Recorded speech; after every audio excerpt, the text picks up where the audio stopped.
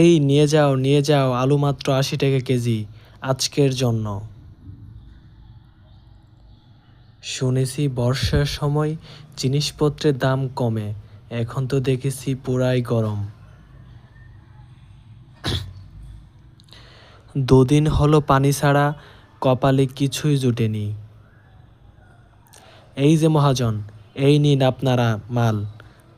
এই যে মহাজন, এই নিন আপনার মাল, আর আমাদের টাকা ফেরত দিন। বাবা এই বৃষ্টিতে কিভাবে যাবে বলো তো? সব হয়েছে আপনাদের বুদ্ধির কারণে। গ্রামের লোকের কষ্ট যে আর চোখে সয় না।